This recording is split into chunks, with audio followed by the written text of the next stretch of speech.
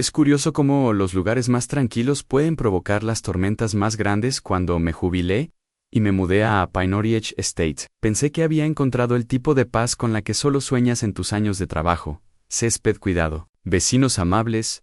El sonido de los aspersores por la mañana temprano me recordó a los vecindarios donde crecí, donde todos saludaban desde sus porches y las reglas eran simples y justas. Imaginé tardes perezosas, haciendo arreglos en el jardín, charlando sobre cercas, tal vez finalmente terminando ese crucigrama sin interrupción. Pero el golpe en mi puerta esa tarde no solo fue fuerte, fue agresivo, como alguien que intentaba abrirse paso en lugar de anunciar su presencia. Cuando la abrí, allí estaba Margaret Winters, nuestra presidenta de la Asociación de Propietarios. Su rostro se retorció en un ceño fruncido que podría cuajar la leche antes de que pudiera decir hola. Metió un sobremanila en el pecho con tanta fuerza que me tambaleé hacia atrás. Aviso de infracción, escupió su voz goteando satisfacción. Tienes 72 horas para cumplir, o comenzaremos los procedimientos de desalojo. Miré el sobre, y luego volví a mirarla. ¿Desalojo por qué? Su cerca, dijo gesticulando salvajemente hacia mi patio trasero. Esa monstruosidad que pintaste es completamente inaceptable y viola la sección 12.3 del Código de la Asociación de Propietarios. Había pasado los últimos 3 meses renovando mi casa. Desde que me mudé, la cerca había sido el proyecto final. Una simple capa de pintura gris pizarra para combinar con la moldura exterior de mi casa. Se veía profesional, limpia y completamente razonable, al menos eso. Pensé, es gris, dije lentamente, como si le explicara los colores a un niño. Un gris neutro que combina con mi casa, no es beige. Aprobado. La voz de Margaret se elevó casi a un grito. Todas las cercas en Pine Ridge deben pintarse en el tono beige. Aprobado. Número 274. Esto está claramente establecido en nuestros estatutos. Levanté una mano. ¿Puedes mostrarme dónde está escrito eso? Leí los estatutos cuando me mudé, y no recuerdo haber visto colores de cerca específicos mencionados. Su cara se puso de un interesante tono morado. ¿Estás cuestionando mi autoridad? He sido presidente de la Asociación de Propietarios durante 8 años. Conozco las reglas. Simplemente estoy pidiendo ver la regla escrita. Respondí con calma. Seguramente tienes una copia de los estatutos a mano. Ella resopló y resoplé como un villano de dibujos animados. La oficina está cerrada hoy, pero créeme, ahí está. Tienes 72 horas para pintar esa cerca de beige o atenerte a las consecuencias. Con eso, giró sobre sus talones y se marchó, dejándome de pie en la puerta con un sobre que ni siquiera había abierto. Margaret no sabía que acababa de pelearse con alguien que había pasado 15 años como oficial de cumplimiento para una empresa de Fortune 500 ANSI. Algo sabía, era cómo interpretar las regulaciones y cómo detectar cuando alguien las estaba. A la mañana siguiente, presenté una solicitud formal a la oficina de la Asociación de Propietarios para obtener una copia completa de los estatutos actuales, destacando específicamente cualquier regulación sobre los colores de la respuesta que recibí del asistente de Margaret, una mujer nerviosa, llamada Linda, me dijo: la señora Winters dice que los estatutos se están actualizando y no están disponibles para su distribución. Susurró Linda por teléfono, como si Margaret pudiera estar escuchando. Qué interesante, dije, porque la ley estatal exige que las asociaciones de propietarios entreguen los estatutos dentro de las 5 días hábiles posteriores a la solicitud del propietario. ¿Debería presentar una queja ante el Estado? ¿Junta de supervisión de la Asociación de Propietarios? Hubo una larga pausa. Déjenme ver qué puedo hacer, balbuceó Linda antes de colgar. 2 días después, recibí un documento mal fotocopiado, que parecía haber sido enviado por un fax de 1995 Effective. Había una sección sobre los colores de las cercas escrita a mano, en el margen con tinta diferente. El añadido tenía fecha de hace solo una semana, con efecto retroactivo inmediato. No era la única que lidiaba con el reinado de terror de Margaret. En el grupo de buzones, entablé una conversación con mi vecino Robert Chun, que vivía 3 casas más abajo. Me multó con $500 por tener mis botes de basura visibles desde la calle durante 10 minutos después de la recogida, dijo sacudiendo la cabeza, y luego amenazó con poner un muro en mi casa. Cuando lo cuestioné, otra vecina, Sarah Martínez, tenía una historia similar a mi hija. Dibujó cuadrados de rayuela en nuestra entrada con tiza. Margaret lo llamó vandalismo e intentó encontrarnos cuando le señalé que la tiza se lava con la lluvia. Una nueva norma que prohíbe todas las marcas temporales en las entradas. El patrón se estaba volviendo claro. Margaret se centró en los residentes nuevos, las familias más jóvenes y cualquiera. ¿Quién se atrevió a cuestionar su autoridad? Pero lo que realmente me llamó la atención fue cuando Robert mencionó las finanzas de la Asociación de Propietarios. ¿Has visto alguna vez los informes presupuestarios? Preguntó. Dicen que no tenemos dinero para reparar el parque infantil, pero nuestras cuotas siguen aumentando. ¿A dónde va todo ese dinero? Esa pregunta me metió en un callejón sin salida que, a la larga, sería la ruina de Margaret. Pasé las 2 semanas siguientes realizando lo que me gusta llamar una investigación amistosa. Esto incluyó solicitar 5 años de actas de reuniones de la Asociación de Propietarios, estados financieros y registros de cumplimiento. Cuando la oficina de la asociación se mostró reticente, cité las leyes estatales de transparencia que les exigían proporcionar estos documentos, lo que me pareció impactante, incluso para los estándares de la Asociación de Propietarios, fue que las actas de las reuniones mostraban votaciones aprobadas con márgenes que no coincidían con el número de asistentes. Los informes financieros enumerados incluían partidas para gastos administrativos,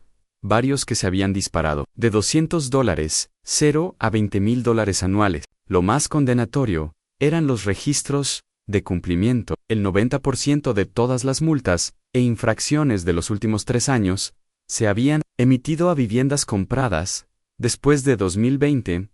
Creé una hoja de cálculo detallada que cruzaba las infracciones con las fechas de compra de las viviendas y los datos demográficos. Disponible en registros públicos y resultados de la aplicación de la ley, el patrón de discriminación era claro, como el día, pero necesitaba más que patrones.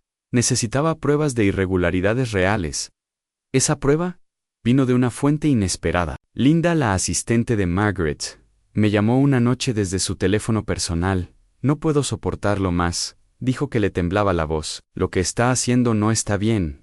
Me hizo retroceder documentos, falsificar las firmas de los propietarios. En las cartas de cumplimiento, tengo copias de todo. Nos reunimos en una cafetería fuera del vecindario donde Linda me dio una memoria USB que contenía la prueba irrefutable. No solo había documentos falsificados, sino también correos electrónicos entre Margaret y otros miembros de la junta, discutiendo cómo alentar a ciertos elementos indeseables a mudarse a través de la aplicación selectiva. Había facturas de gastos personales cargados a la OA, incluidas las vacaciones de Margaret a Hawái, etiquetadas como una conferencia de administración de propiedades. Lo más increíble, había evidencia de que Margaret había estado recibiendo sobornos de la empresa de paisajismo que la OA utilizó, inflando las facturas y embolsándose la diferencia. Estamos hablando de decenas de miles de dólares durante varios años. Armado con esta evidencia, recopilé todo en un informe completo.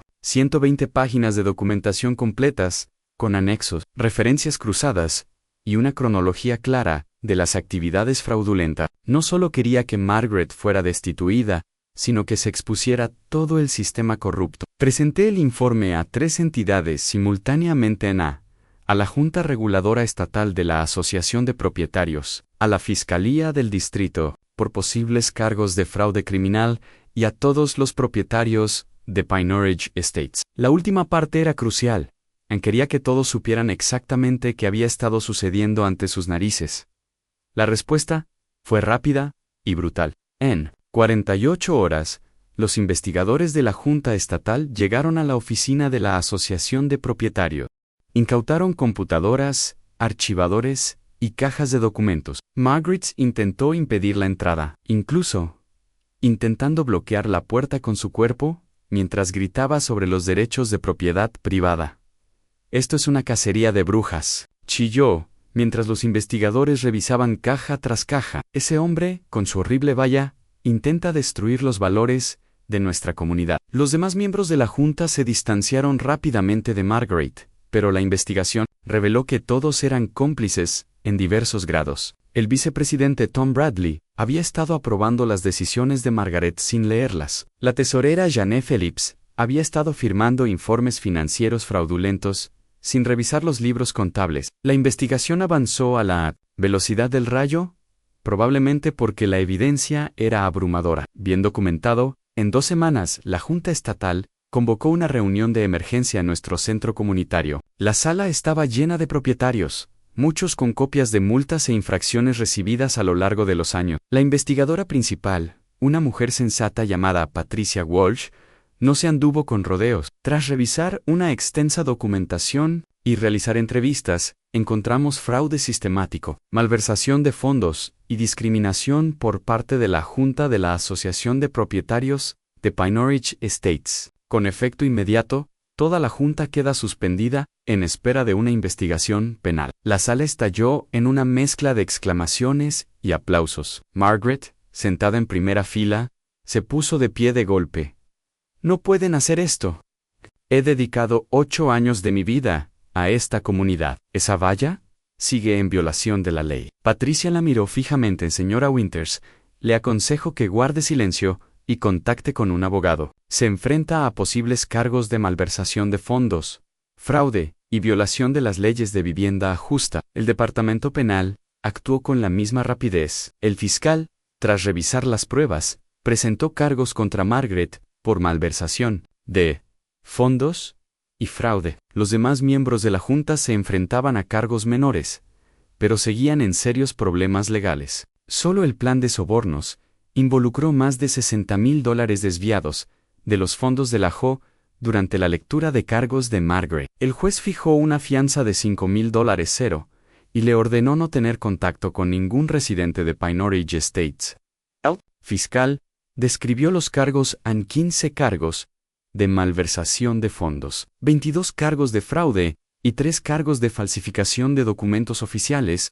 Si era declarada culpable de todos los cargos, Margaret enfrentaba hasta 12 años de prisión y multas superiores a $200,000. Pero las consecuencias inmediatas fueron igual de satisfactorias. Cada multa e infracción emitida en los últimos 3 años fue anulada por la Junta Estatal. Allies de la OA fueron puestas bajo supervisión estatal. Se convocó una elección especial para elegir una nueva junta con estrictas medidas de supervisión establecidas en cuanto a mi cerca. Durante esa reunión comunitaria abarrotada, Patricia se aseguró de abordarlo directamente, la supuesta violación del color de la cerca que inició esta investigación. No hay una regla legítima con respecto a los colores de las cercas en sus estatutos reales. La cerca del señor Davidson cumple perfectamente con las normas.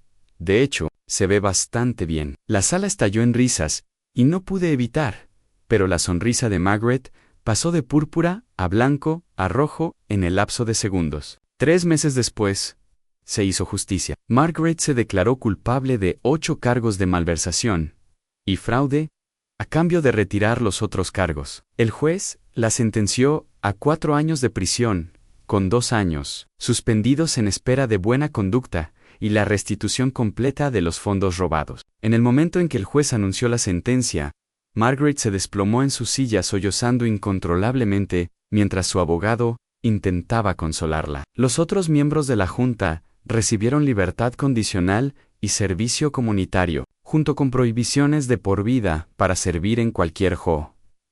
Si esta historia te entusiasmó o te dio esa dulce sensación de justicia, sigue adelante y presiona el botón me gusta. Y si quieres más historias sobre personas comunes que se mantienen firmes, exponen la verdad y derriban a pequeños tiranos, asegúrate de suscribirte. Hay mucho más de dónde vino esto.